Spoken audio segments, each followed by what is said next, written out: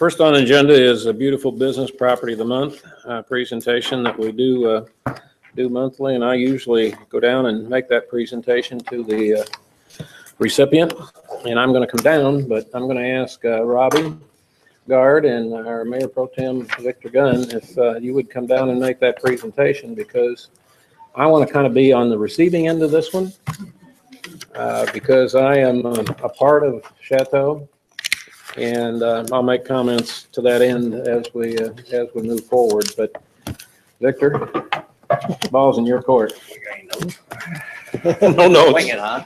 Okay. Do I take notes down there? No, sure. You're the Okay. mayor. Chateau, come on up. Come on down. Come on down. Hey. And face the cameras, please, when you said possible. That way. Oh. I recognize some of these people. Well, as you all, most of you know, we do a beautiful property of the month, and this month it happens to be the Chateau, and I'm pleased to present this to the people out there. I drive by there all the time. I see it. It's great. So I appreciate the work you do to keep that up, and I'm sure your residents appreciate it too. So on behalf of the city of Victor Arnold and as Mayor Pro Tem, I'll present this to you. Very good. Jim Wilson.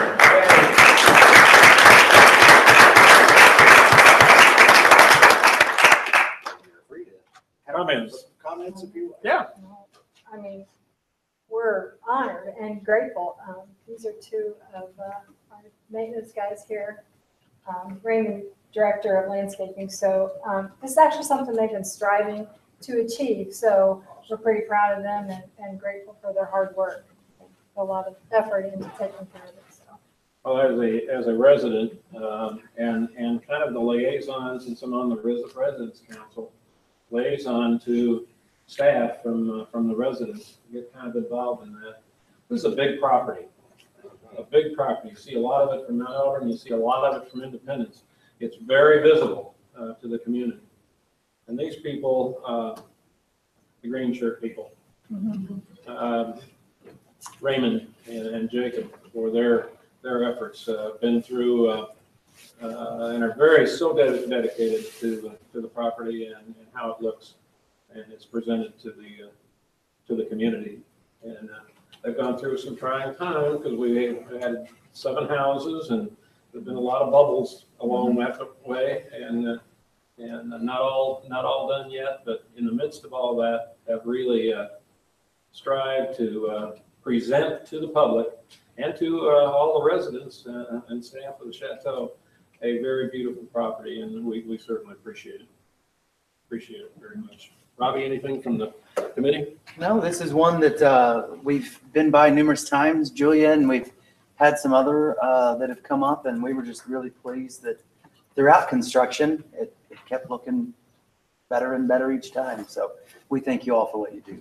Thank you. Thank you. Thank you. You got a picture? Yeah, can we get a photo and Run in, photo Robbie. bomb? Perfect, big smiles. Thank you. Thanks, sir. Thank you. Good job. Thanks, Jake.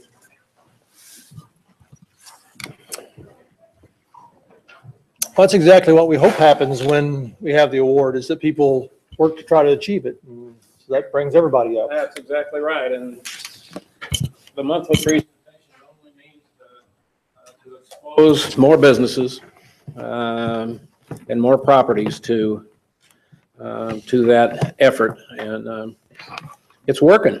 And I think the Keep Beautification Committee, Robbie, has kind of a challenge each month. Where do we go? And that's good news. That's good news. Thank you for being here. I appreciate it. Okay, anyone here to appear before the council on any item that is not on the agenda? Yes, sir.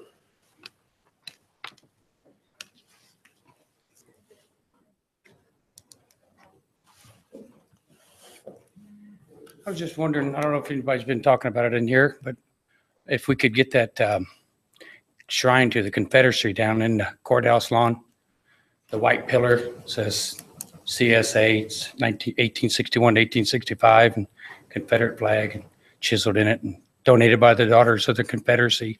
I thought everybody else is taking them down. You know, it'd be a good time for us. We could slip it down and get rid of it, make benches out of it or something if you want to saw it up. As far as I know, at this point in time, we have no plans to pursue that. Could we make any? Is there anybody else know of any plans or to do that at this point? I mean, do we have to get a petition or We'll something? take it, Or can we just take it down? we would take it under consideration.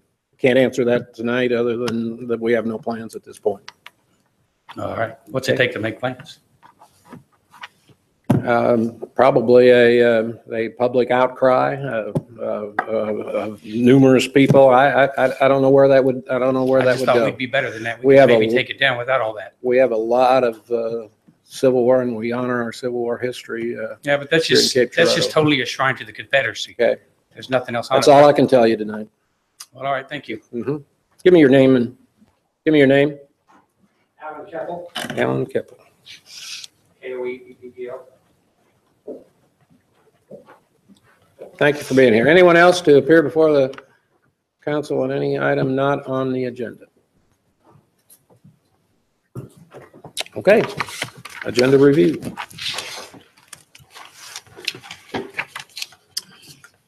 We have three presentations tonight. We have the Operation Christmas Child proclamation and the 2017 Walked-in Alzheimer's Day proclamation and the National Preparedness Month proclamation. So, Mayor, you'll be presenting those down I will. front Right. at the beginning of after we adopt the agenda. Communication and reports.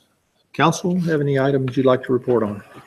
I got one that I'm going to present to you, to the Okay. city, and that's the commemorative plate from the American Duchess that I received on board the American Duchess in recognition of its inaugural call. This was the maiden voyage up from New Orleans of the American Duchess.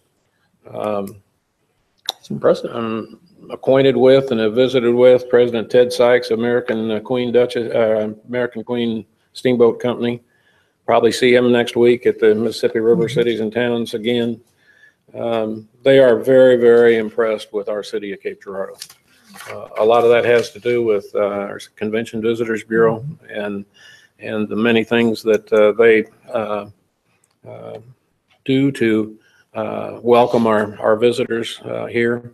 That boat is ultimate contemporary, whereas when on board the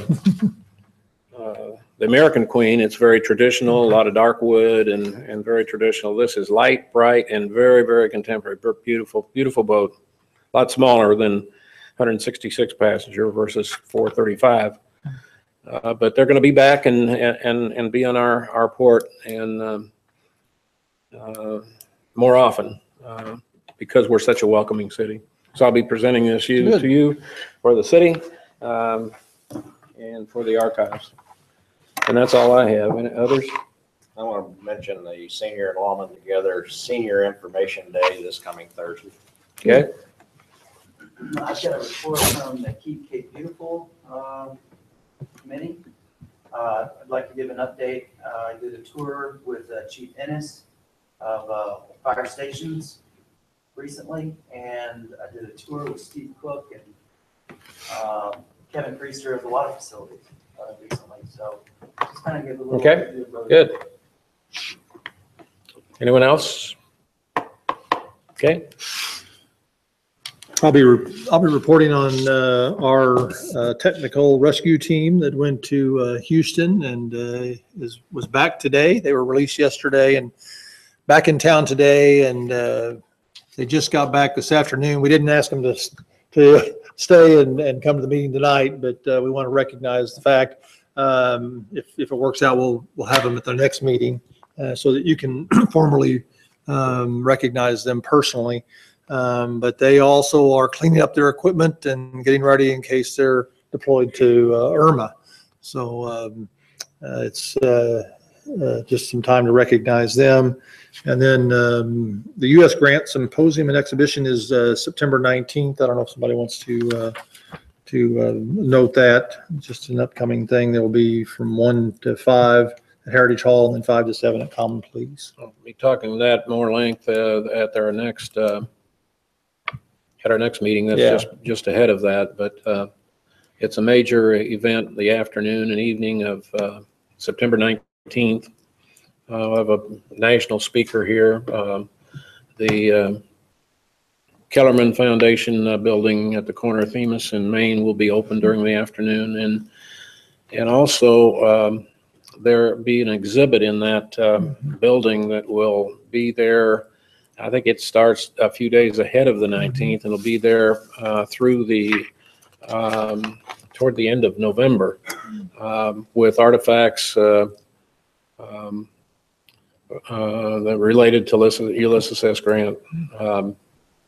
A lot of those artifacts are actually the property of Earl Norman, and they'll be on loan at the Kellerman Foundation. We'll talk some more about that at the next meeting, but a major event. In fact, that was a part of my mayor's comments that are going to be in the papers at some point in time this week. So, Good. Major event, yeah.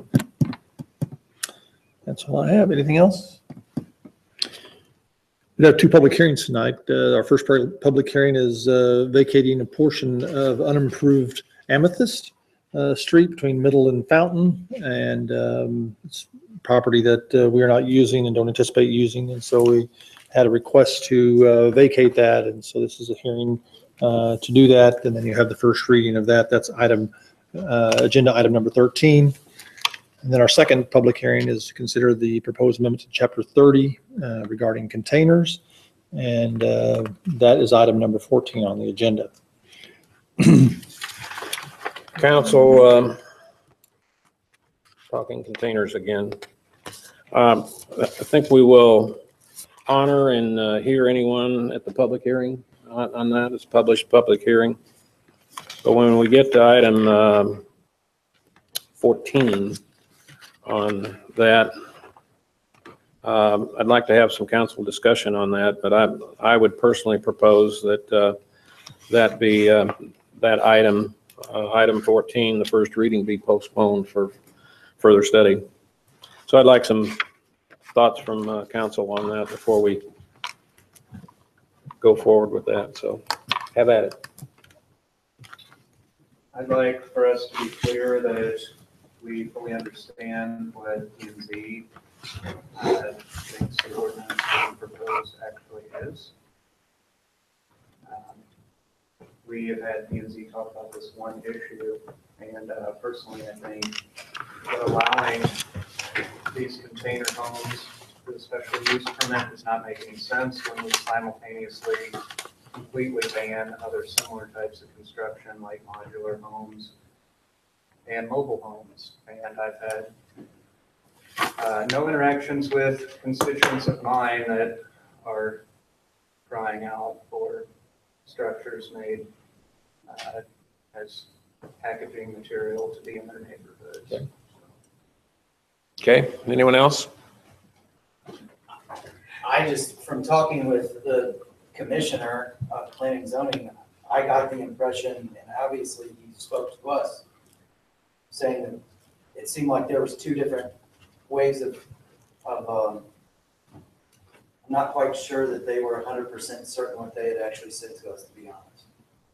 And after talking with Trey and a couple other commissioners, I'm certain that they didn't know that there had been the changes from the July meeting to the August meeting. And I understand Ryan wasn't able to attend the August meeting, right? So then it was Alex trying to convey some changes, and I think there was a huge misconception of what was being passed. As far as I'm concerned, you know, prohibiting is what I wanted and talked about. Talking with, understanding what planning and zoning had passed the first time, it was prohibition. So I'm just, at this point, it's either we amend it ourselves, which, you know, I understand we're not going to get the language the exact correct way, but we either amend it ourselves to prohibit the way we want to, or Well, personally, I think we really need to go about this in an organized manner. It would be easy to direct staff to move ahead and direct staff to rewrite according to council. But I think with additional study, make sure the wording is right, that this is an important subject for the future, that it go back and staff really take another look at where the council's desire is on that, and from what we've heard. I would like, did we determine if, can it get on the September agenda? Going to do it on the September? I'd like not to get this delayed a long period of time. If it could get on the September agenda, then it can come back to us in a reasonable time so we can finally take action on this. And yeah, and get our thoughts together with staff, council, and P&Z to come back and properly dispose of what our intentions are. I've had several people in my ward that's not happy about these containers. They don't have any information, and what they are seeing on YouTube and all the other places that they go to get information is a negative. It doesn't give them enough to understand what's going on, and I can't give it to them because I really don't know. Mm-hmm. And the only thing that I can say is that, like I said to the guys, I mean, would you put your children in a place of such?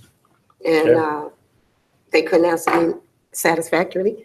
So I'm really wanted to postpone it and get a greater understanding of what's exactly what they're going to be doing. Okay. You know. Bob? I just understand there's been confusion as far as P&Z is bringing us, and I don't want to tackle this if there's any confusion on their part. Yep, exactly. I think we need to all be thinking that, the same way. And Well, if we can get this back to P&Z with staff, with input on where we are really thinking, and get that back out of P&Z on that September meeting, and then get back to us. Will we have time to proceed without another extension? Well, when does that other extension? Is October 14th. We'll need to look at that to be sure we can. yeah, if you could vote on it next meeting, the first reading, then the second and third would be prior to the 15th. So, Okay. did you have something else you were going to say, Eric? You were going to say that, okay.